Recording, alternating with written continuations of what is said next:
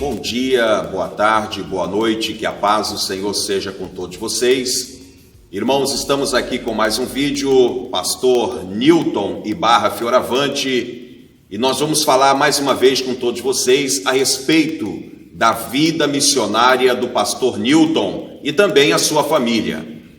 Agora, no último vídeo, foi postado aí o nosso irmão Pastor Newton, mudando de igreja, mudando ali de localidade, ali no país da Guatemala, e agora nós vamos falar deste novo salão e das atividades da Igreja Pentecostal Deus e Amor. Então, a saudação do nosso irmão Pastor Newton Ibarra Fioravante. Paz do Senhor Jesus, irmão Marildo, paz do Senhor Jesus, irmão Josias, com a gente aí, e também vocês que estão aí na rede social. Aquela coisa, quem gosta de missões, talvez a pessoa não vai, quer ouvir, aqueles que foram, e não somente ficar por vídeo, ver o que, pregações ou alguma imagem, mas também ver assim o testemunho, na realidade, o que é um pastor, um missionário, um obreiro trabalhando lá fora. Então, nós vamos começar, irmãos, falando a respeito deste novo salão. E como os irmãos sabem, quando a Igreja Pentecostal Deus é Amor, ela aloca um novo salão, ali tem os trabalhos duros para ser feito, pintura, colocação de altar, muitas igrejas, muitos salões não tem, banheiros, fazer uma mudança, e isso tudo é feito antes da inauguração. Então, essa parte aí eu vou deixar para o nosso irmão Pastor Newton falar com todos vocês, vida missionária do Pastor Newton com sua família no país de Guatemala. É um desafio grande, bom, bonito e compensativo. E quando a gente faz o trabalho, a questão estrutural do templo, até porque o templo vai abrigar pessoas, almas. Então a gente ali no caso da Guatemala, a gente começou o desafio, foi o quê? Ir para um salão, para um local, se você buscar na internet, o Cine Cali, na Guatemala, praticamente um patrimônio histórico, tem mais de 600 e poucos anos de idade, como comentei no vídeo anterior. Então ali ficou assim, a gente ir para um local, adaptar o local para ser igreja, requer ali um trabalho.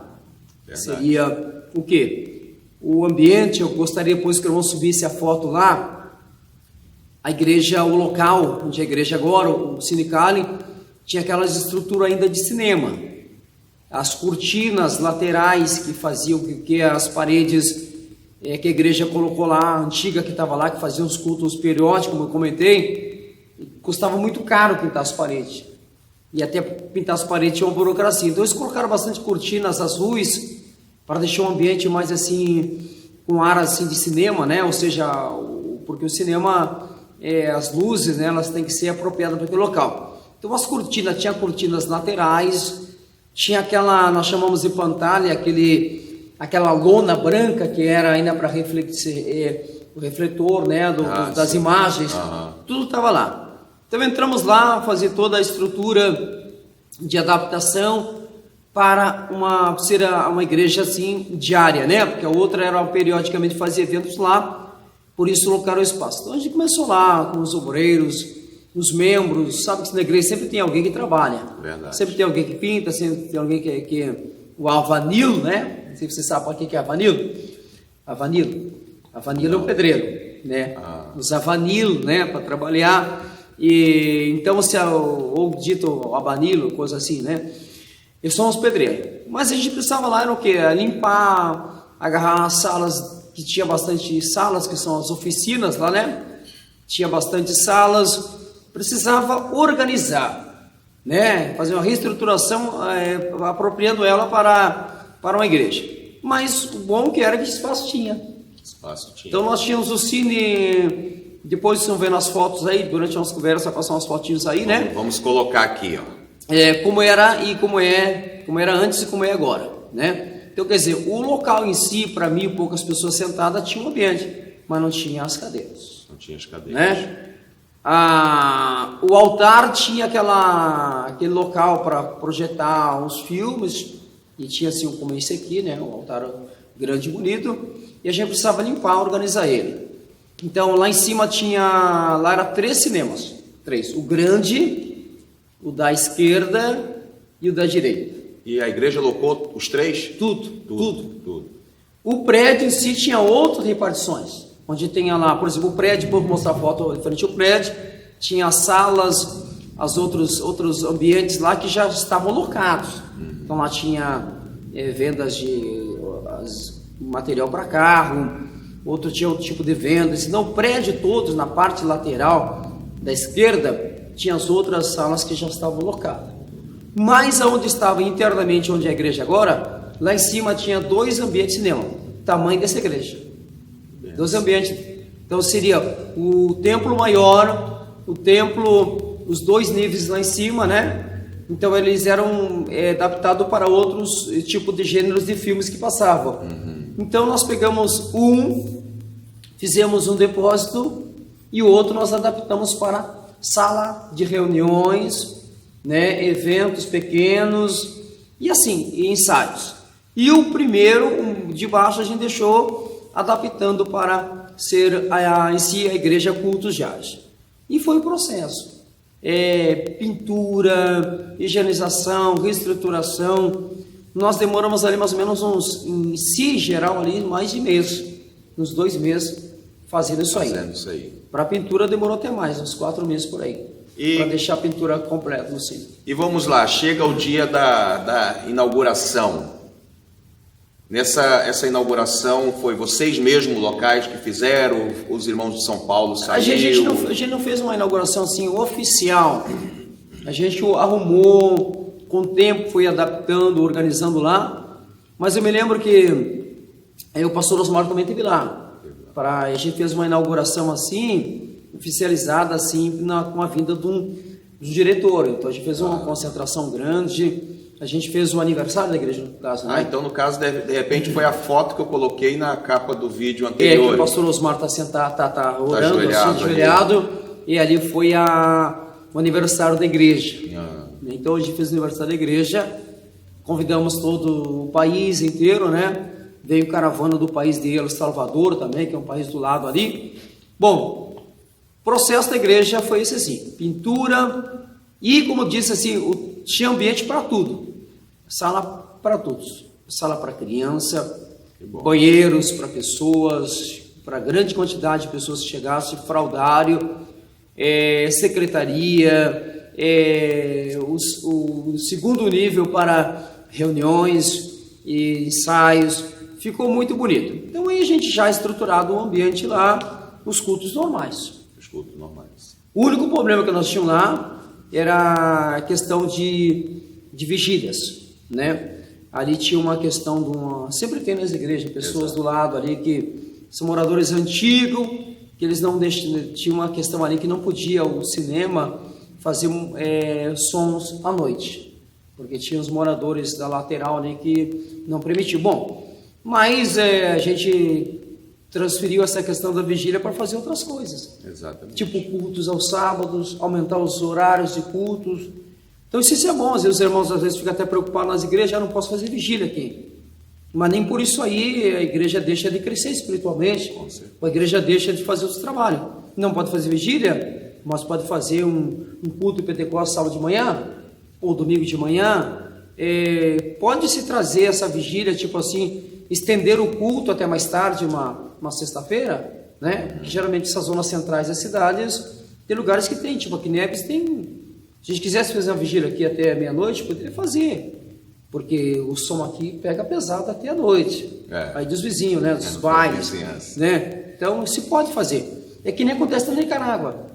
A Nicarágua, né? Lá tem meia vigília. Eles falam a média vigília. Média vigília é aquela vigília que você faz das 10 da noite à meia-noite. É uma meia vigília, porque tem igreja que não pode fazer o som de madrugada. Então os irmãos podem fazer meia vigília, que é das 10 da noite até meia-noite. Então a gente começou a fazer uns trabalhos mais voltados a esses horários.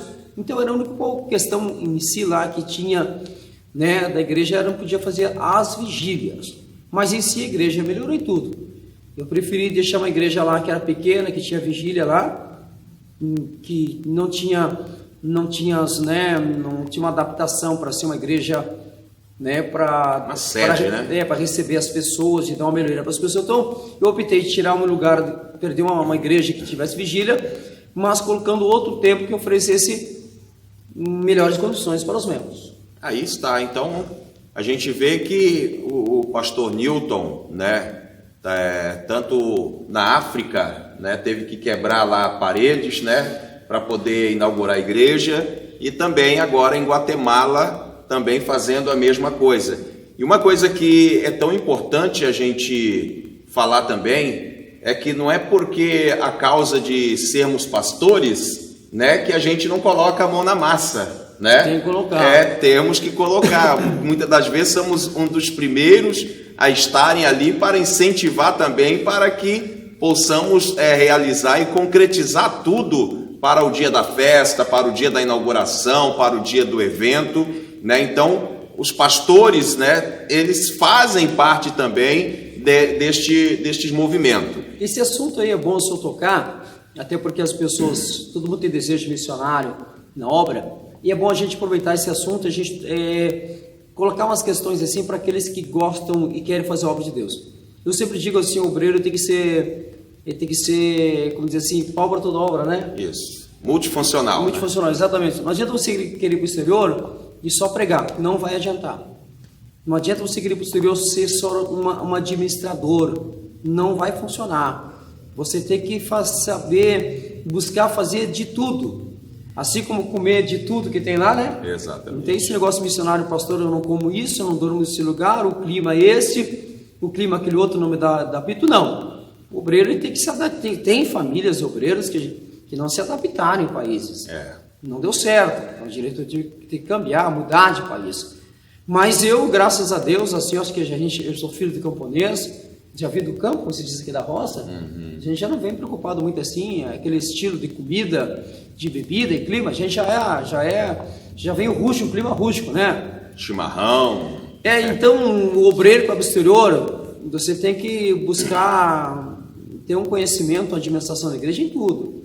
Você tem que saber finança, você tem que saber administração, você tem que estar preparado para as culturas, aceitar a cultura, aceitar manias de pessoas, jeito, estilo, tudo. Então você tem que ser uma pessoa que verdadeiramente entre num lugar e possa trabalhar com tudo e com todos, senão você não fica. Se você vai para o exterior só, você não faz, outras pessoas não, você tem que ir fazer. Então ali no caso a gente teve esse trabalho que o senhor está dizendo, trabalhar, pintar. Eu me lembro que quando nós colocamos a cortina, eu quero que você mostre as fotos lá, a cortina do novo templo tinha 10 metros de altura. 10 metros? 10 por 20, 22 parece, de largo, né? A gente começou a instalar essa cortina às 7 da noite, e fomos até 5 da manhã. Porque ela tinha que ser levantada, mandamos fazer essa cortina. Gastamos pano bastante. Uma cortina bonita que nem daquela seta mundial, vermelha, né? Aí a gente lá tinha que adaptar o local, botar cabo de aço, máquina para trabalhar, ir colocando, ir erguendo. Olha, dava um filme, viu, se a gente filmasse essa instalação da cortina. Então a instalação da cortina da igreja de Guatemala durou das 7 da noite, né, até as 5 horas da manhã do outro dia, né? Então você passou aí praticamente 10 horas de instalação de cortina, né? Depois tudo organizado, como disse aí, tem sala de crianças, secretaria, banheiros, jovens, e agora, manutenção da igreja. Manutenção. É outro papel também que... Então lá quando acabava o culto lá, as irmãs sempre procuravam, nas campanhas do culto, acabou o culto, as irmãs já organizam os banheiros. Tanto é que na entrada do banheiro dos homens e das mulheres fica sempre uma pessoa de plantão. Ela que coloca o papel higiênico, ela que limpa, organiza, né? Às vezes dá um problema no banheiro lá, a pessoa está ali. Então, tem até um administrador do banheiro. E acabou o culto, todos os obreiros vão arrumando as cadeiras, colocando em ordem, varrendo, limpando e preparam o culto para a igreja, para o outro culto. Esse é o papel do obreiro. Do obreiro, não é aquele obreiro que acaba o culto, você nem vê ele. Se mistura no povo, né? Meu Deus, vai embora. Eu sei que há e por aí, né? Você já conhece essa história, né? Acabou o culto, os obreiros desaparecem lá, não. Eles ficam e eles vão dizer, eles falam assim: pastor, precisa de alguma coisa? Uma coisa bonita, a gente ouviu isso aí do obreiro. Pastor, você precisa de uma coisa, precisa fazer uma coisa aí, fiz a minha parte, posso ir embora? Né? Posso ir embora? Até os funcionários, a igreja lá tem funcionários da igreja, funcionários da rádio, funcionários de setores lá, que antes de ir embora, eles não vão embora sem dar adeus ao pastor. Pastor, meu oi, graças, né? Não, eles se despedem do pastor. Então isso é muito bonito.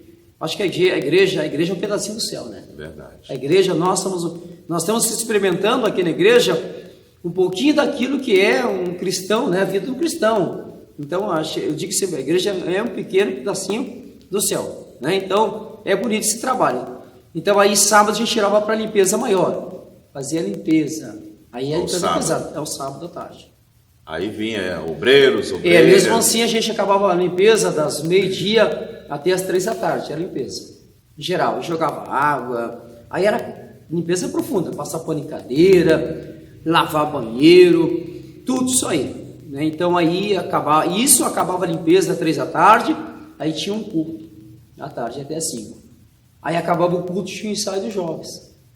Das 5 às 9 da noite era ensaio dos jovens, ensaio das irmãs. E culto à noite não tinha? Não, porque Guatemala é um país muito violento. Os transportes lá acabam às 7 da noite. 7 da noite. 7, 8. Os que vinham para o ensaio, aqueles que ensaiavam tinham que ir embora mais cedo e embora mais cedo. E os que ficavam, tinha moto, tinha carro, transporte, eles conseguiam, porque no país é violento. Não tem transporte urbano à noite, como tem aqui. 1 da manhã eu vejo um ônibus aí cruzar, vindo de Niterói. Então à noite lá, os ônibus que entram em circulação, que lá o transporte é defasado, né? São aqueles ônibus perdendo porta, perdendo janela. Tem um sistema lá que uma empresa brasileira colocou de administração de ônibus lá, que seria o Transmetro. O Transmetro é aqueles linhas de ônibus aqueles ônibus tipo o Minhocão, que eles vão em certos terminais, é um padrão administrado pela prefeitura, né? Pela alcaidia do município. Então esses funcionam até 8 da noite. Aí acabou isso aí, só fica aqueles ônibus clandestinos. Os ônibus clandestinos correm risco dos sicários, né? Os malandros, os ladrões, de assaltar. Então eles lá e assaltam, eles matam. Geralmente você vê lá a pessoa mortas dentro de um ônibus, caída na calçada e essas coisas. Então, para evitar isso aí, o governo não tem esse controle, infelizmente, como o nosso Rio de Janeiro, não se tem um controle absoluto contra os malfeitores, a bandidagem. Então aí acaba acontecendo coisa, até agora aqui no Rio, né, sobre esse salto que estão aí, né, e na Guatemala pior ainda, né, então à noite não tem transporte.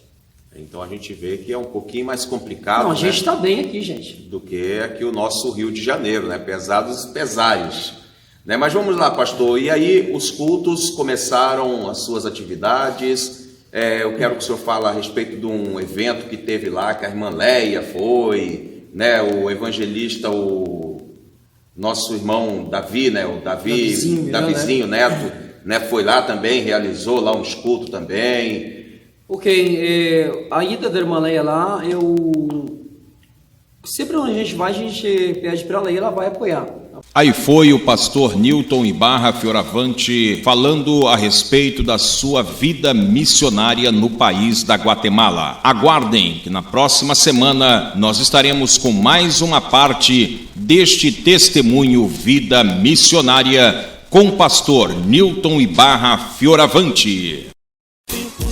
Se inscreva no canal Tempos e deixe o seu like, ative o sininho para você receber novas notificações de vídeos.